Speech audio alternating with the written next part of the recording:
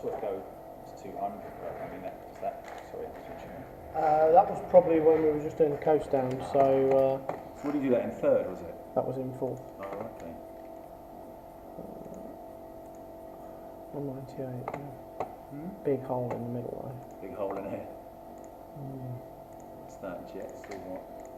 Well, the problem is, I don't know, the thing is, this pink line is fueling, and from 6,000 RPM onwards, where it properly comes on the cam, the fueling is pretty well spot on. So if we were to put smaller main jets in it to try and cure this bit, where it's really rich, we'd actually compromise this bit. At what revs? Oh, 5, yeah, so cam-wise, if we want the cam, when the cam comes in or not? Personally, I would have said that's possibly an exhaust dip. Oh. To do with the exhaust itself, as in configuration, It's that kind of thing. It is an old exhaust. He never said to change it. But yeah, that exhaust is probably 20-something years old. Yeah, it's not so much the age, it will be the configuration, as in, is it 4:1, is it 4:2:1, what size of the pipes, what length of the primaries. Yeah, of course that exhaust was built for when he built the first engine. Yeah. And he's upgraded the engine twice since then.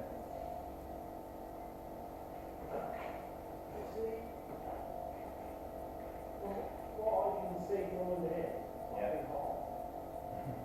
it's 4:1. Yeah. And it looks like it's got very long primaries.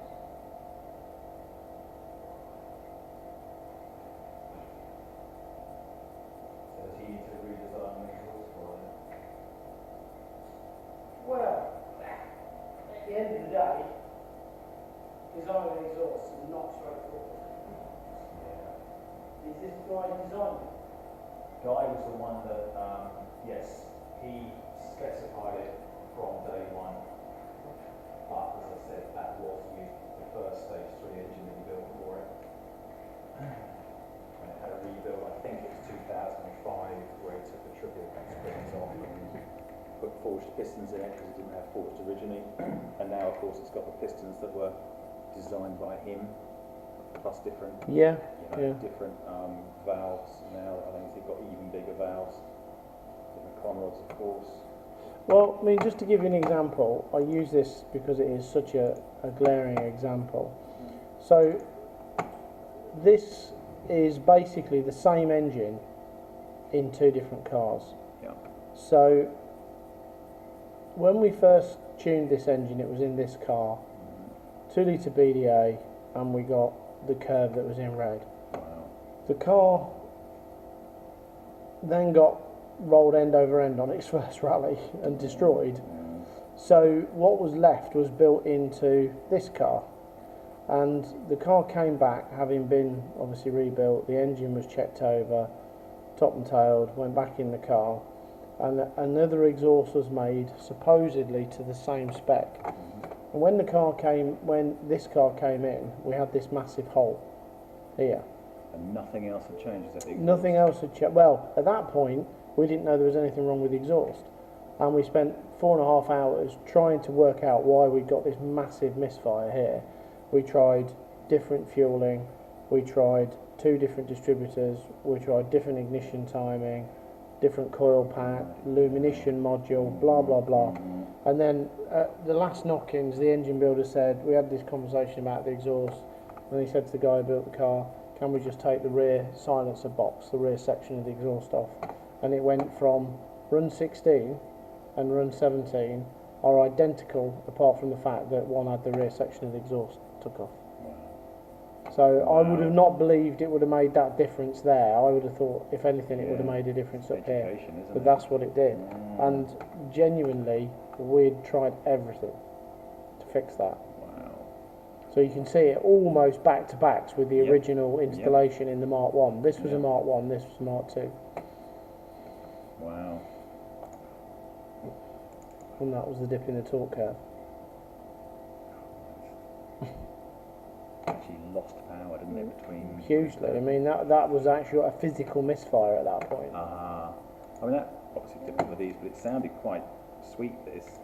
Yeah, it's pulling all right, don't Right. get me wrong, but you know, if there was a way of drawing a line through there and filling in that hole, it would feel a lot better. Right.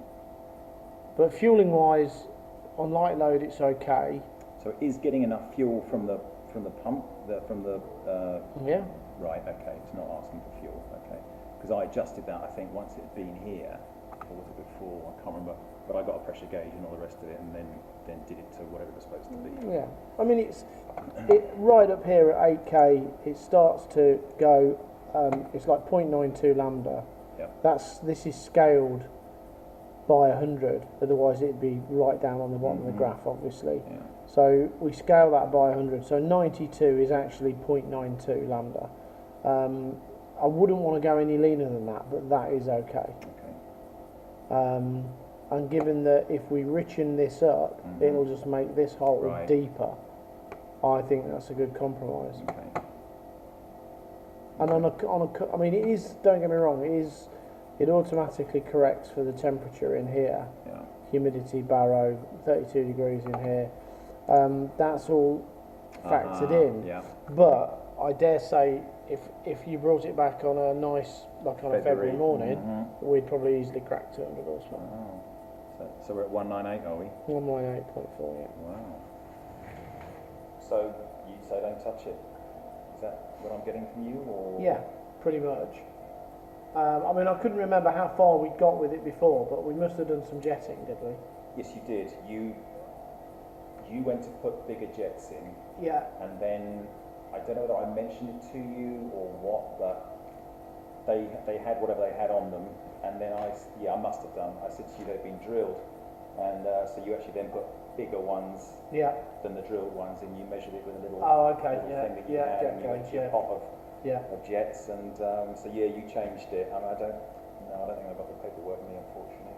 No, you see, normally when, like, if I was making jet changes, what I would do is I'd make a note here.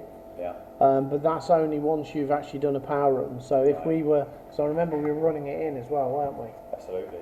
Yeah. So we probably made some changes while we were running it in. Yeah, I don't think you changed the timing or anything. It's purely. Did you? We probably did, but I think maybe you did. Done. Actually, I'm sorry, you did. Yeah. Yes, I do remember you undoing it. No, I mean it feels, bearing in mind that's in fourth gear, so it's pulling. I would say it's not a dog leg first gearbox, is it? It's not and back across. No, Normal it's just conventional 1, 2, H 3, pattern. 4, 5. Yeah. Yeah. Okay. So I'm in first. That's in fourth gear, and it's in fourth gear it's pulling nearly 145 mile an hour at the rev limiter. No, was it really? I do remember a guy saying when he put a volume mix box onto his Monty, so I think I told you I had to get that all stripped and put back together, but everyone said it's well worth doing, and the guy did say he'd have a top whack of, I don't know if he said 155 or something, I mean if you're in fourth, but it wouldn't keep pulling, would it? Well, no, that's the theoretical speed. Obviously in fifth it would go even faster, however on the road you've got the wind resistance which squares with speed, so, or drag squares with speed, so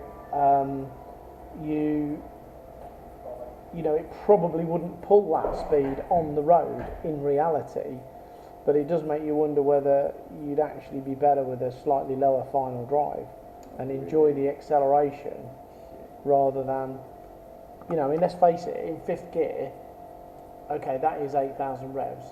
I suppose it was just to see what it cruises like in fifth gear, but you could maybe afford to just drop the overall ratio slightly and have a bit better acceleration in the lower Still gears. got all that shit that came out the other one. I mean, the good thing is that the Volumex box is a lot stronger. Right. That everything is stronger in it, including the belt, including the housing, and both the Monty ones I had, both had a problem. Anyway, both of them had been broken off, but they'd obviously been buggered about with. So for me, it was actually a godsend that I just happened to have a Volumex box and got the guy to rebuild it. It's just a lot stronger. So The ratios aren't that different. I think you're right. I think first, and yes, the final, because you can buy it. I think from the Montios, I think it's 600 or 700 quid or something. I probably got it somewhere if I needed to. But as I said, I'm selling it. Do I spend any more money on it? No. Probably not. Do I? It's it's pretty sweet. Yes, it needs a bit of tidying up things, but I'm getting there. The wiring is a lot tidier than when you saw it. I've got aluminium now shielding on the back there, and I just think. I did buy the Focus, did I tell you that? Or the RS? Oh, did you? Yeah. Okay. The edition one, and I just don't want to tinker anymore, to be No. honest. That's probably why I asked you, do you still get enjoyment out of tweaking cars? No, I do, yeah. I mean, Right. because I enjoy taking something that's, not 100% and making it better. Improving it. But no, I fully identify it. The last thing I want to do when I finish is go and start thinking about the cars. So, no. Good news or bad news?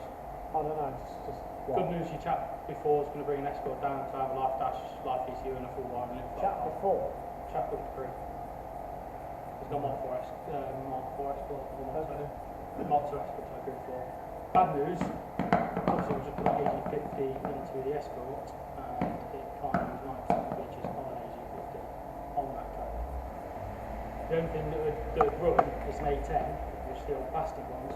They have no longer got any of them left because Margate have just bought all of the ones they had left and they don't make them anymore. They're not making them at all? They make the AG10, same size as the AG50 with the Separate area. separate aerial, just to cut down circuit board. And So cut down can't price. Pardon? Cut down price. I guess so, but that can't be that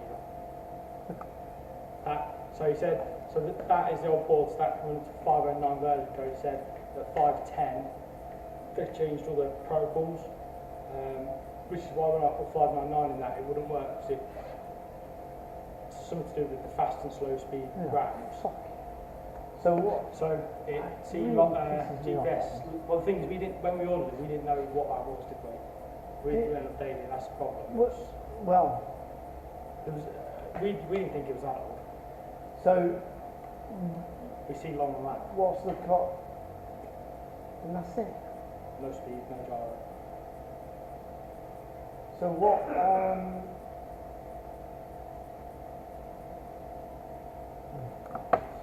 So the only way to have that working, What's the cost of a board?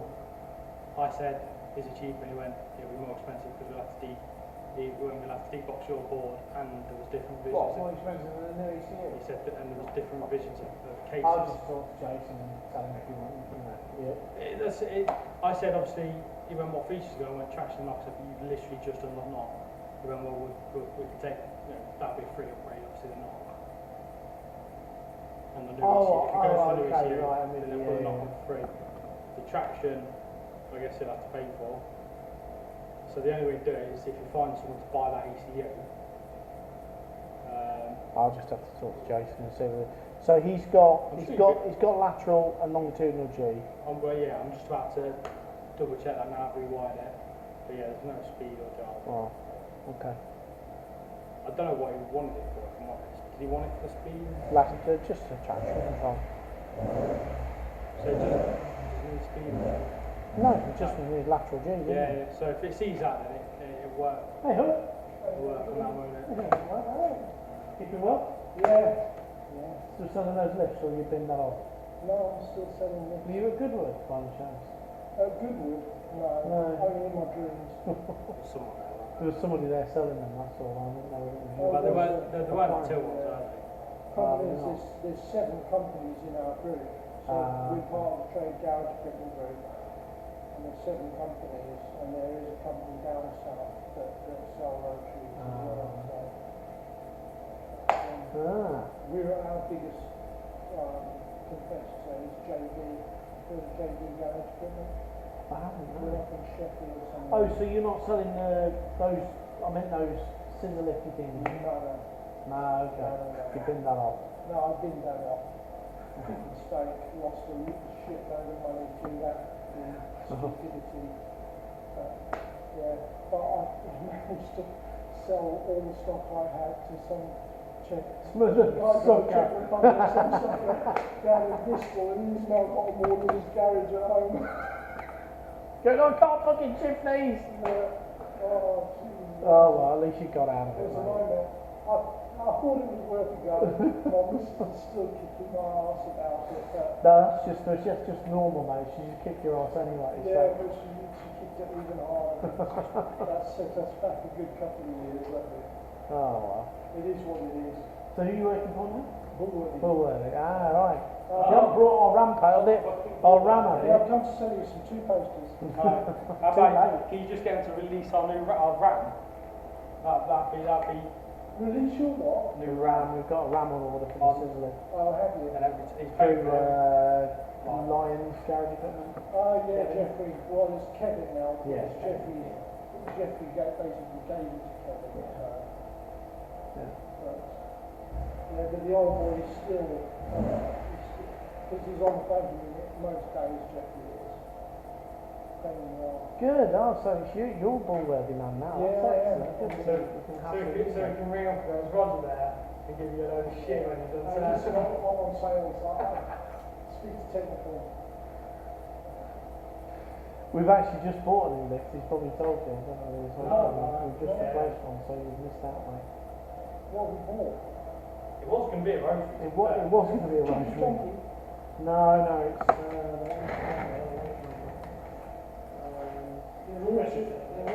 Probably, yeah. Even a bloody road. he had Ferraris on it in the brochure. Was that I don't really think it was a huge, believe it or not, yeah, I think that kind of is it, because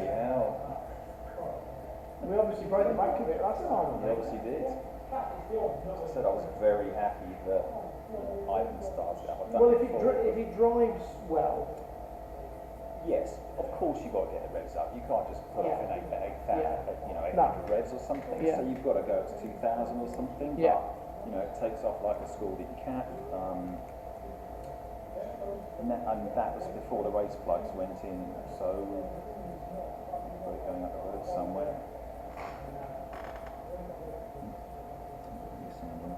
Yeah. This is just somebody.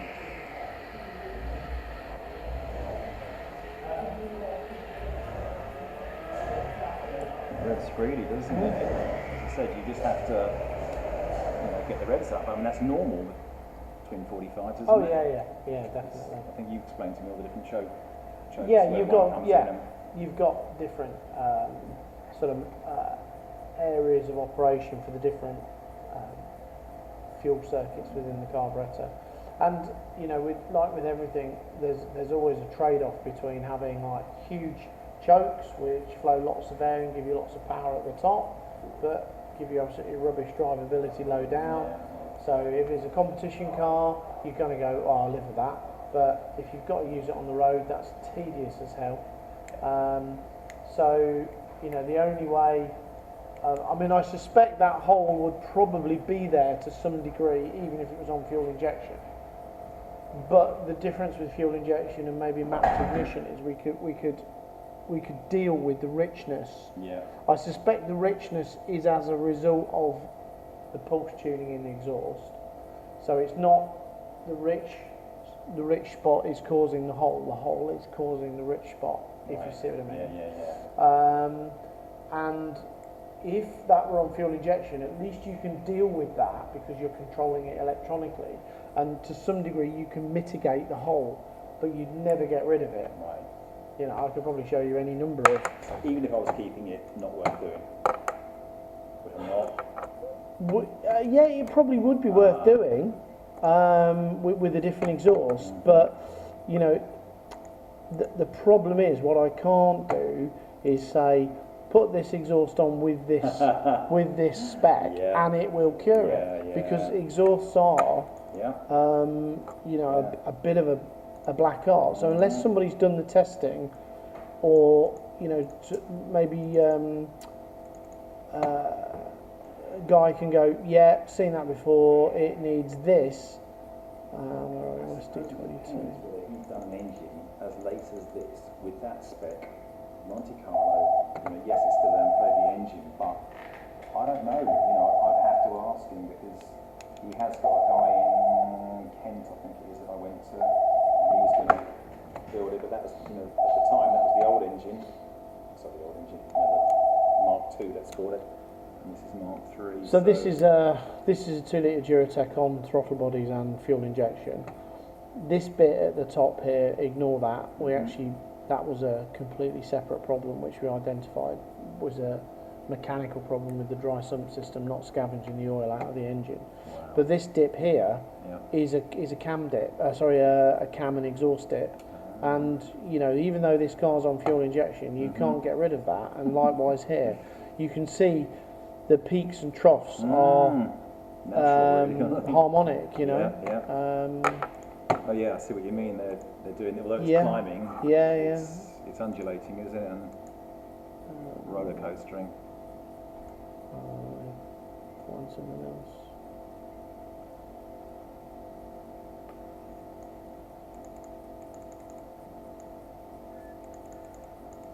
What was the K-tools got?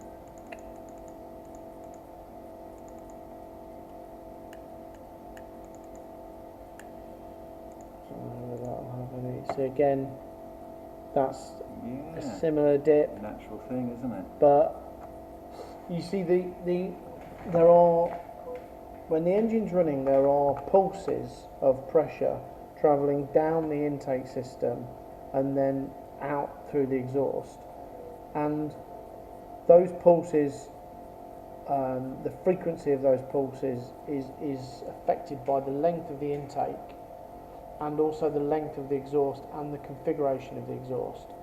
So what you want is you want the positive pulses in the inlet to coincide with the negative pressure pulses in the exhaust in a positive manner, in a beneficial manner, and that's where you get the peaks. And where you get the dips is where the harmonics and the pulse tuning you're at a different RPM, so the frequency has changed, and now the pulses are not coinciding in a beneficial way, and you get a slight dip.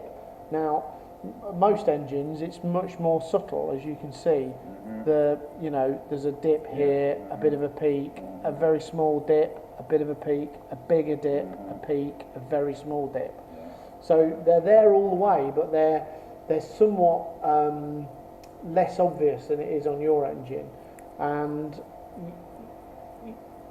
you know, there's no way around it, because you have to make a decision based on, well, you know, does that work best or does that work best? And it's always a compromise. You can't change. There are some systems that have variable induction lengths. A good example actually of a modern car that does it, in fact, your Focus probably has them to some degree. Some cars on the intake system have, what do they call them? They're kind of, well, they're like tuning flaps. So the plastic intake is quite long, but there's a set of flaps in there, and particularly a lot of the V6 engines, like the Vectra, the Ford ST, to the length of the intake system. Now, this was only a on-off, so it was an either-or situation. But particularly on the Vectra, you could feel that, and you could see it on the graphs where it switched over from short to long or long to short. I think it ran long intake below about 4,000 revs and short intake above, because the shorter the intake tends to favour high revs, longer intake tends to favour low revs. So they were trying to get the best of both worlds by having some control. I don't think they do it now, but when Formula One cars had normally aspirated, when they were on throttle bodies, they had trumpets that were motorised that altered the length to take the best advantage of that harmonic all the time.